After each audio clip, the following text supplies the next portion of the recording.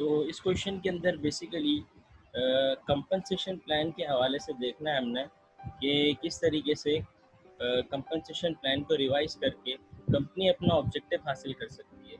Basically जब कभी भी कंपनसेशन प्लान रिवाइज होता है तो उसके असरात दो स्टेक होल्डर्स पे पड़ते हैं। नंबर वन, एक तो वो कंपनी है जो कंपनसेशन प्लान चेंज करेगी तो उसकी पीएनएल की हिट यानी कि प्रॉफिट एंड लॉस की हिट चेंज हो जाएगी, क्योंकि कंपनसेशन प्लान चेंज करने से उसकी जो सैलरीज एंड वेजेस जो भी कंपनसेशन देने होंगे वो चेंज होंगे, जिसका प्रॉफिट पर असर पड़ेगा। लेकिन ऑल्दो अगर कंपनी चेंज करती है तो हो सकता है उसका सेल पर भी असर पड़े, तो हो सकता है रिवाइज स्ट्रेटेजी जो है वो बेकार हो। नंबर टू, हमने ये भी देखना होता है कि सेल्स पर्सन पे इसका क्या असर है। तो इसका मतलब ये हो गया कि हमने इस क्वेश्चन को टू पर्सपेक्टिव से देखना है। हमारी रिक्वायरमेंट भी ऑलमोस्ट सेम है। नंबर वन, कंपनी के पर्सपेक्टिव से देखना है। नंबर टू, सेल्स पर्सनल के पर्सपेक्टिव से देखना है। ठीक है, सेल्स पर्सनल के पर्सपेक्टिव से देखना है, हमने दोनों चीज़ें करनी है। अब देखें, इस कंपनी में एक डेटा प्रोवाइडेड है करंट स्ट्रैटेजी का। करंटली ये बता रहा है कि कंपनी के पास दो चीज़ें हैं। एक के नाम है मिस्टर आइसक्रीम, एक प्रोडक्ट है उसका नाम है मिस्टर आइसक्रीम। ठीक है, और एक प्रोडक्ट है उसका नाम है कोल्ड किंग। ठीक है, कोल्ड किंग। अब करंटली वो ये कह रहे हैं कि कंपनी ने उसकी कुछ सेलिंग प्राइस रखी हुई है और कंपनी ने उसके बारे में ये भी बताया हुआ है कि इसकी सेल अब तक कितनी है, 60,000 यूनिट है। इसके अंदर 21,000 यूनिट बिकते हैं मिस्टर आइसक्रीम के और 39,000 बिकते हैं इसके। तो अगर हम करंटली देखें और उसको हम अकॉर्डिंगली देख लेंगे किस तरीके से होता है। लेट्स सपोज करते हैं, हम पहले लिखते हैं सेलिंग प्राइस। ठीक है, तो सेलिंग प्राइस इन दोनों की है, इसकी है 37 और इसकी है 43। इसी तरीके से अगर हम वेरिएबल कॉस्ट को देख लें तो वेरिएबल कॉस्ट हमारे पास आ रही है 20.5। ठीक है, और ये है 32.5। ठीक है, तो अगर हम इसका कंट्रीब्यूशन मार्जिन चेक कर लें, ठीक है, कंट्रीब्यूशन मार्जिन चेक कर लें तो कंट्रीब्यूशन मार्जिन आ रहा है कि 1 यूनिट बेचने पे हमें 16.5 रुपये मिस्टर आइसक्रीम में बच जाते हैं और 10.5 रुपये कोल्ड किंग में बच जाते हैं। ठीक है, अब हम बढ़ते हैं कि कितने यूनिट्स कंपनी बेच रही है। तो हम यूनिट्स की बात कर लेते हैं, यूनिट सोल्ड की। तो यूनिट सोल्ड हो रहे हैं अभी करंट सेल जो है कंपनी की 60,000 यूनिट, जिसमें से 21,000 यूनिट इसके बिकते हैं और 39,000 यूनिट इसके बिकते हैं। तो अगर हम इसके हिसाब से निकालें तो टोटल सीएम जो दोनों ये जनरेट करके दे रहे हैं वो होगा यूनिट सोल्ड, यानी कि ये आ गया unit sold multiply by CM per unit. तो टेक्निकली ये दोनों मिला के कंपनी को टेक्निकली वेरिएबल जीपीएच को कंट्रीब्यूशन मार्जिन कहते हैं। तो ये ला के देते हैं आपका, ठीक है, ये आपको ला के देते हैं 756,000 रुपीज़। के बाद कंपनी करंटली, अगर मैं करंटली बात करूं तो कंपनसेशन जो कंपनी करंटली दे रही है, ठीक है, कंपनी करंटली दे रही है 2 लाख रुपीज़ बेसिकली। तो 2 लाख रुपीज़ आपके आ गए ये इसमें। ठीक है, तो टेक्निकली अगर हम कंपनसेशन भी माइनस कर दें तो कंपनी का जो प्रॉफिट आफ्टर कंपनसेशन है, सेल कंपनसेशन, बेसिकली कंपनसेशन लिख देते हैं, तो ये हमारे पास आ रहा है दिस माइनस दिस, यानी कि 556,000 रुपीज़, यानी कि 5,56,000 रुपये कंपनी को करंटली बच रहे हैं। करंटली कंपनी को 5,56,000 रुपये बच रहे हैं। ये हो गई करंट स्ट्रैटेजी। अब हम बात कर लेते हैं कि हमें कौन कौन से प्लान दिए गए। नंबर वन है प्लान ए। प्लान ए को अगर हम रीड करते हैं तो प्लान ए कहता है कि commission computed on gross daily sale master ice cream sale are anticipated at, ये कह रहा है कि कंपनी चाह रही है कि ग्रोस डॉलर सेल्स, यानी कि जितने की आप सेल करते हो उसके ऊपर 10% कमीशन मिल जाए। ठीक है, और कंपनी ये एक्सपेक्ट कर रही है कि 19,500 सेल्स, 19,500 जो है मिस्टर आइसक्रीम की सेल हो जाएगी और कोल्ड किंग की सेल हो जाएगी 45,500 रुपये। ये हो गया प्लान ए। ठीक है, चले आए हम ये इसको थोड़ा सा ठीक कर लेते हैं ताकि ये हमारा पेज के अंदर ही आ जाए और समझ में आ जाए कि किस तरीके से चीज़ें हो रही हैं। तो अकॉर्डिंगली मैं इसको आपके सामने फेस पे ला के रख देता हूँ इसके। ठीक है, तो ये हमारी हो गई, ये है करंट स्ट्रेटजी। ठीक है, करंट पोजीशन लिख देते हैं इसका। ठीक है, अब हम लेते हैं plan A, under plan A. ठीक है, अंडर प्लान ए कर लेते हैं। अंडर प्लान ए जब हम करेंगे तो हमारे पास ये सारी जो चीज़ें हैं वो तो सेम ही रहेंगी, इसमें तो कोई फ़र्क पड़ना ही नहीं है, क्योंकि कंपनी की इससे कोई इसकी सेहत पर कोई फ़र्क नहीं पड़ना, क्योंकि कंपनी प्लान ए करे या प्लान बी करे, कंपनी की सेलिंग प्राइस वगैरह में कोई डिफरेंस नहीं आना, लेकिन ऑल दो यूनिट्स में फ़र्क आ जाएगा। ठीक है, यूनिट्स में फ़र्क आ जाएगा। तो यूनिट्स हमारे हो जाएंगे, मिस्टर आइसक्रीम के हो जाएंगे 19,500 और इसके हो जाएंगे 45,500। अगर हम अकॉर्डिंगली इसी फॉर्मूले को कॉपी कर लेते हैं, ठीक है, तो ये हो गया कि 19,500 पे ये इतना बना के देगा, ये इतना बना के देगा, एंड सो ऑन। कंपनी को 7,99,500 का टोटल सीएम मिल जाएगा बिफोर कंपनसेशन। ठीक है, जो कि असल हमारा मकसद कंपनसेशन को रिवाइज करना ही था। तो कंपनसेशन के लिए कंपनी ने ये कहा है कि जितनी टोटल सेल होगी, ठीक है, जितनी टोटल सेल होगी उसका मैं 10% दूंगा। तो इसके लिए हम छोटी सी वर्किंग कर लेते हैं। अब देखो सेल, अगर मैं देखूँ तो सेल कितनी है, ये 37 रुपये सेलिंग प्राइस है, मल्टीप्लाई बाय जितने यूनिट सोल्ड होगा, तो 7,21,500 रुपये। ठीक है, इसकी सेल हो जाएगी, और सेम एज इट इज इसकी सेल हो जाएगी 19,56,500। तो आपके पास टोटल सेल कितनी आ जाएगी, आ जाएगी आपके पास 2,67,800। देखें ग्रोथ सेल जो आ गई है हमारे पास, हमें ग्रोथ सेल कैलकुलेट इसलिए करनी पड़ी है क्योंकि कंपनसेशन जो है वो लिंक है ग्रोथ सेल से। तो इसका जो कंपनसेशन है वो कंपनसेशन है आपका 10% ऑफ ग्रोथ सेल। ठीक है, अगर हम यही कंसिडर करते हैं तो ये आपके पास आ जाएगा दिस मल्टीप्लाई बाय 10%, ये आ जाएगा 2,67,800। ठीक है, और आपके पास अगर हम प्रॉफिट आफ्टर टैक्स को, प्रॉफिट आफ्टर कंपनसेशन को कंसिडर कर लेते हैं तो ये हमारे पास आ जाएगा 531,700। ठीक है, अगर ये हमारे पास आ जाता है तो अब देखें, अब हम इस पोजीशन में हैं कि हम प्लान ए वाली चीज़ें जो हैं वो काफ़ी हद तक कर सकते हैं। तो हम प्लान ए वाली कुछ चीज़ों को तो मैं प्रूव करके बता दूंगा, और कुछ चीज़ों को मैं वर्बली डिस्कस कर दूंगा विद सम की पॉइंट्स। ठीक है, सबसे पहले हम करते हैं comparing plan A to the current compensation arrangement.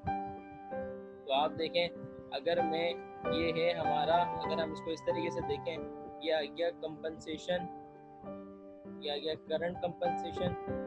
ठीक है, जिसकी पहली रिक्वायरमेंट है और है कि कंपनसेशन इन प्लान ए। ठीक है, अगर हम इन दोनों को देखते हैं, ठीक है, तो हमारे पास जो कंपनसेशन, करंट कंपनसेशन आ रहा है वो आ रहा है 2 लाख रुपए, और हमारा इसमें जो आ रहा है वो आ रहा है 2,67,800। तो सीधी सी बात है, अगर हम उसको कंपेयर करते हैं तो टेक्निकली ये 67,800 रुपये ज़्यादा है। ठीक है, यानी कि प्लान ए एक्सीडिंग बेनिफिट कर लेते हैं हम इसको, exceeding benefit, exceeding current compensation, यानी कि ये वो पोजीशन है कि अगर मैं इसको आसान लफ्ज़ों में समझाना चाहूँ तो करंट कंपनसेशन को ये 67,800 रुपये से एक्सीड कर रहा था। तो कंपनसेशन का इसका बोला कंपनसेशन अरेंजमेंट है वो आप कर रहे हैं। अब वो कहता है will plan A achieve management objective of increase presence in the market place. Yes, अगर हम मैनेजमेंट के ऑब्जेक्टिव की बात करते हैं, अगर मैनेजमेंट के ऑब्जेक्टिव की बात करते हैं, अगर ये मैनेजमेंट के ऑब्जेक्टिव की बात करते हैं हम, तो इसका जवाब है यस, बिकॉज मैनेजमेंट का जो ऑब्जेक्टिव था वो था मार्केट की प्रेजेंस को बढ़ाना। ऑब्जेक्टिव था मार्केट प्रेजेंस, यानी मार्केट शेयर को इंक्रीज करना बेसिकली, उसको ग्रोथ इन मार्केट शेयर कह सकते हैं। ठीक है, तो ये इससे मैनेजमेंट को फ़ायदा हुआ, ऑब्वियसली इससे फ़ायदा होगा क्योंकि मार्केट जो है वो आपकी जो है प्रेजेंस बढ़ जाएगी, क्योंकि जाहिर सी बात है एक मार्केट का जो आपका पहला शेयर था अब उससे आप ज़्यादा यूनिट सोल्ड कर रहे हो। दोनों कंपनसेशन में आप देखें तो इसमें आप पहले एक 19,500 कर रहे थे, लेकिन इसमें 21,000 कर रहे हैं, लेकिन on the other side cold king पे कर रहे हैं। तो आप ये लिख सकते हैं, एक मिक्स आंसर भी इसका बन सकता है कि कोल्ड किंग जो है, कोल्ड किंग के हवाले से यस है और मिस्टर आइसक्रीम के हवाले से नो। ठीक है।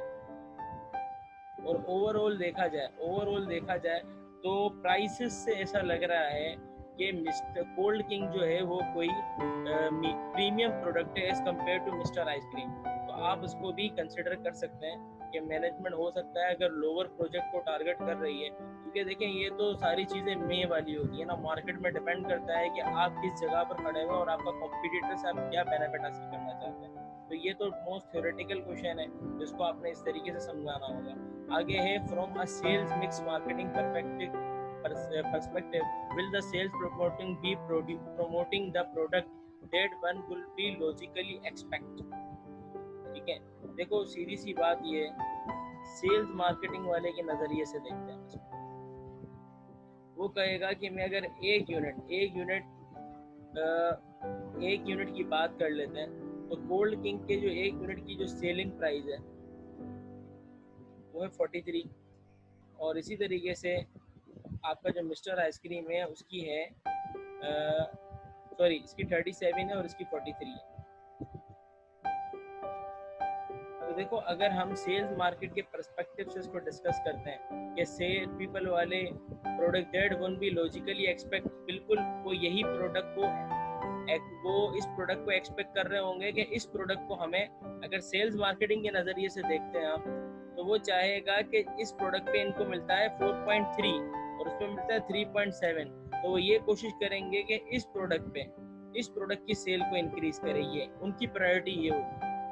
ठीक है। लेकिन अगर कंपनी का पर्सपेक्टिव क्या है, अगर मैं कंपनी की बात करूं तो कंपनी के लिए जो हाईएस्ट सीएम होगा, अगर हम सीएम को देखें, कंट्रीब्यूशन मार्जिन को देखें, तो हमारे पास जो है 6.5 कंपनी का पर्सपेक्टिव होगा कि इसको हायर कर दें। ठीक है। इसी वजह से ये थोड़ा सा मसला आएगा कि कंपनी के पर्सपेक्टिव के हिसाब से आंसर डिफरेंट होगा और इनके हिसाब से आंसर डिफरेंट होगा, तो दोनों में गोल कॉन्ग्रुएंस नहीं है। ठीक है। याद रखिए कि कंपनसेशन का बेनिफिट आपको जब ज्यादा होता है जब आप जिस चीज के अंदर वो पोजीशन हासिल करना चाहते हैं। लेट्स से अगर कंपनी कोल्ड किंग में हासिल करना चाहती है तो कोल्ड किंग के जो बेनिफिट्स हो वो आउटवे कर दे मिस्टर आइसक्रीम के बेनिफिट, यानी कि वो उससे बढ़ जाए, तभी आप हासिल कर सकते हैं। तो वो लॉजिकली आप एक्सपेक्ट करोगे तो नहीं, ऐसा नहीं है। वो सिर्फ उस प्रोडक्ट को कोशिश करेंगे जिस प्रोडक्ट के अंदर वो मिस्टर आइसक्रीम से ज्यादा हासिल कर सके। ये बी की बात आ गई बेटा। और मेरे दोस्तों ये आ जाता है सी। अगर हम सी की बात करें, will the sales force likely be satisfied with the result of plan A and Y। देखो वो satisfied होगी in case that things will go as per plan। सही है। फर्दर इसका जो फैक्टर है, further they might consider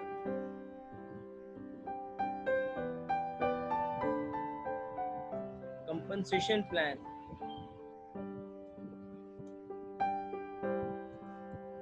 as a motivational factor.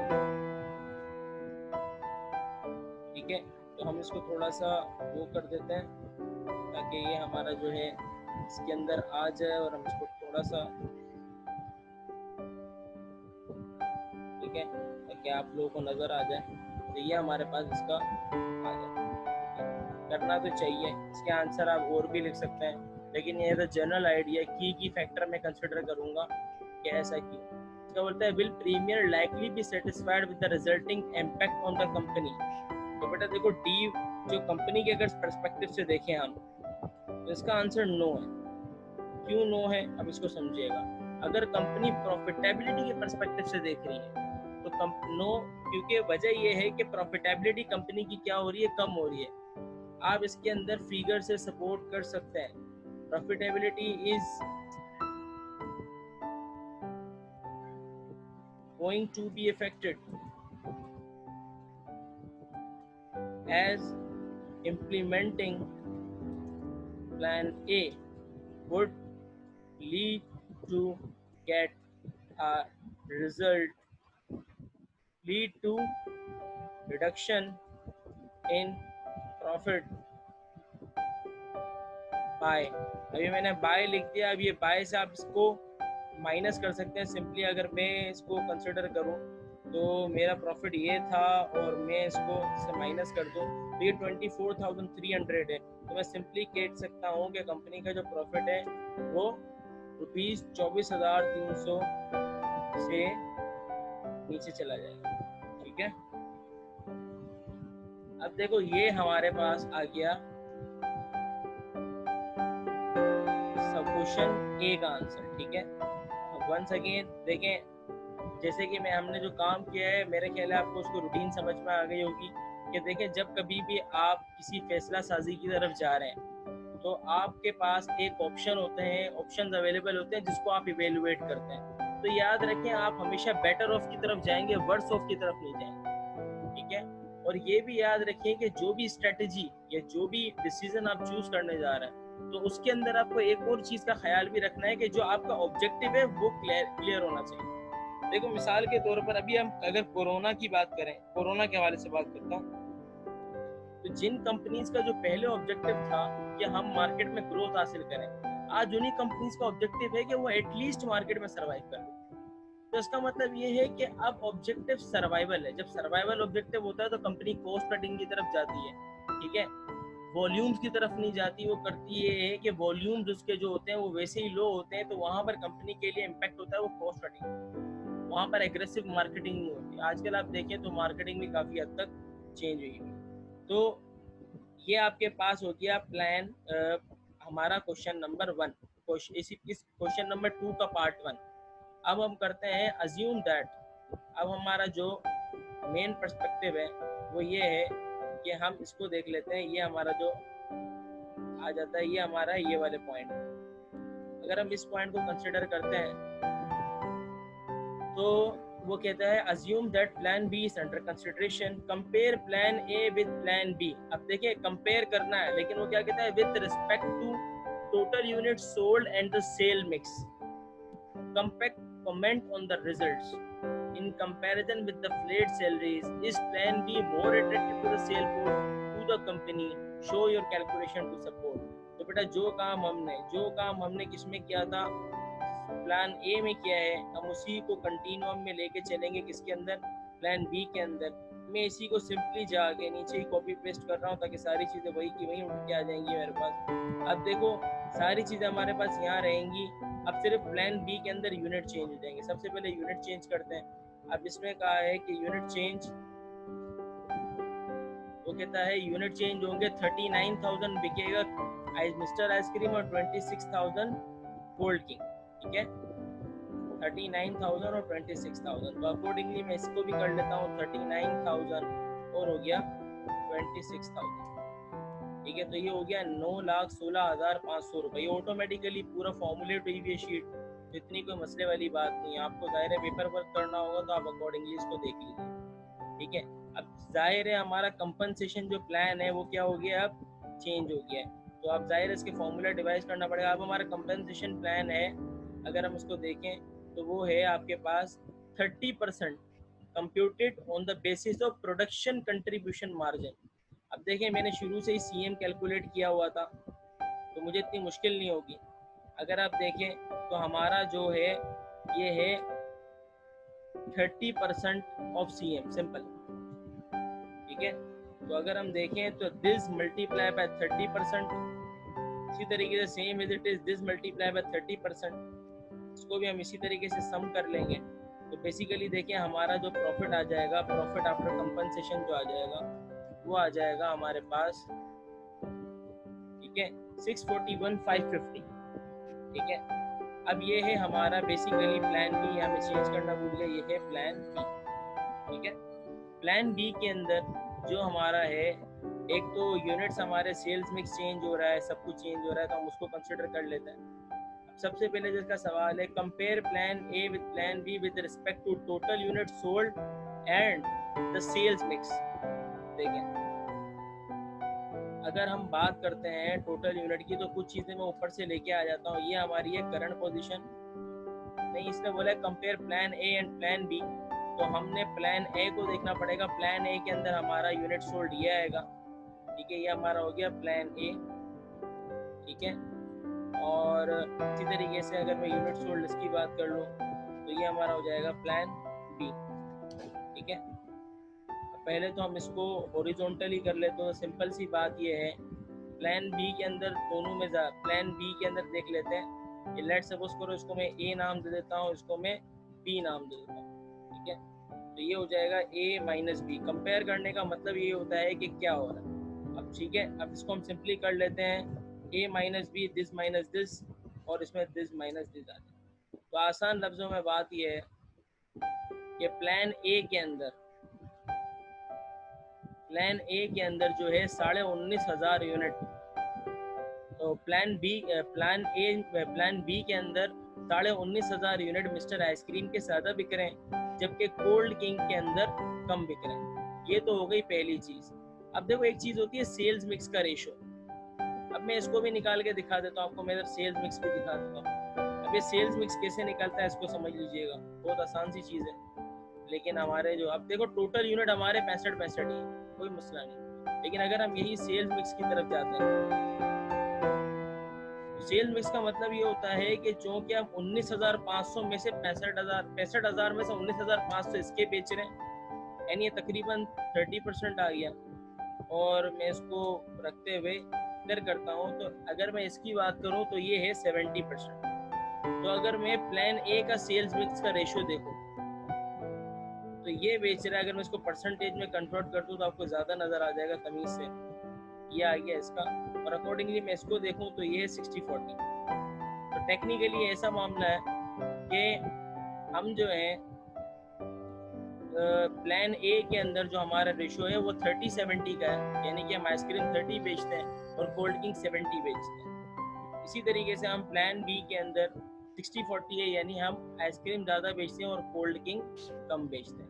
ये हमारी पहली रिक्वायरमेंट होगी, ठीक है।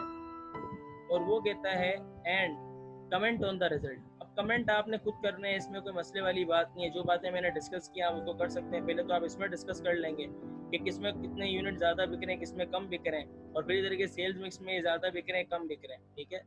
ये चीज़ें कमेंट कर सकते हैं आप। फर्दर वो कहता है कि in comparison with the flat salaries, plan B more attractive to the sale force to the company, show calculation for your support. अब देखिए अगर हम बात कर लेते हैं प्लान ए और प्लान बी के लिए, तो बेटा देखिए हमें दो चीज़ों को कंपेयर करना होगा। अगर हम बात करते हैं कंपनी के लिए, पहले टू द सेल फोर्स के लिए कर लेते हैं। बेटा सेल्स फोर्स के लिए जो बेसिक क्राइटेरिया है वो है कंपनसेशन, ठीक है। अगर हम प्लान ए की बात करते हैं, ठीक है, अगर हम बात करते हैं प्लान ए की, ये आ गया प्लान ए, ठीक है। तो प्लान ए में हमारा जो कंपनसेशन आ रहा है, प्लान ए में जो हमारा कंपनसेशन आ रहा है यहाँ पर वो आ रहा है 267,800, ठीक है। ये आपके पास आ गया 267,800, जबकि प्लान बी में हमारा जो कंपनसेशन आ रहा है वो आ रहा है 274,950। तो इसका मतलब ये हो गया कि प्लान बी में आपको स्टिल 7,150 रुपये ज़्यादा बेनिफिट है, बेनिफिट्स, ठीक है। Benefits of plan B over plan A, ठीक है।